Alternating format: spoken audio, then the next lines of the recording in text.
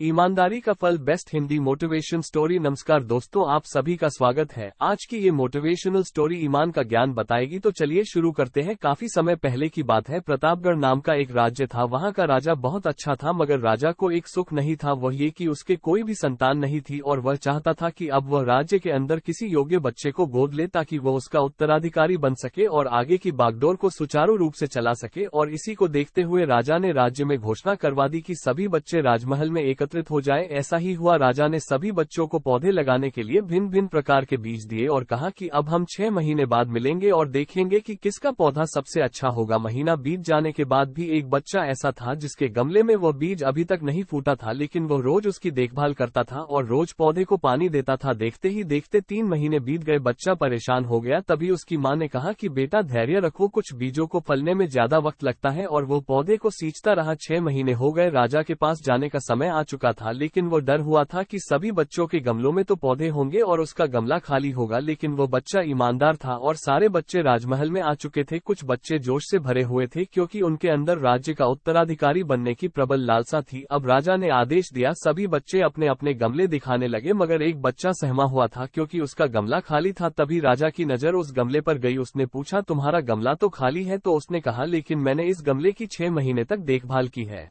राजा उसकी ईमानदारी से खुश था कि उसका गमला खाली है, फिर भी वो हिम्मत करके यहाँ आ तो गया। सभी बच्चों के गमले देखने के बाद राजा ने उस बच्चे को सभी के सामने बुलाया। बच्चा सहम गया और राजा ने वह गमला सभी को दिखाया। सभी बच्चे जोर से हंसने लगे। राजा ने कहा, शांत हो जाइए, इतने खुश मत होइए। आप सभी के पास जो पौधे हैं वो सब बंजर है। आप चाहे कितनी भी मेहनत कर ले, उनसे कुछ नहीं निकलेगा। लेकिन असली बीज यही था। राजा उसकी ईमानदारी से बेहद खुश हुआ और उस बच्चे को राज्य का उत्तराधिकारी बना दिया गया। लेकिन हमें इस कहानी से क्या सीखने को मिला? मेरे हिसाब से अपने अंदर ईमानदारी का होना बहुत जरूरी है। अगर हम खुद के साथ ईमानदार हैं तो जीवन के किसी न किसी पड़ाव में सफल हो ही जाएंगे, क्योंकि हमारी औकात हमें ही पता होती है। हम खुद को पागल बनाकर खुद का ही नुकसान करते हैं।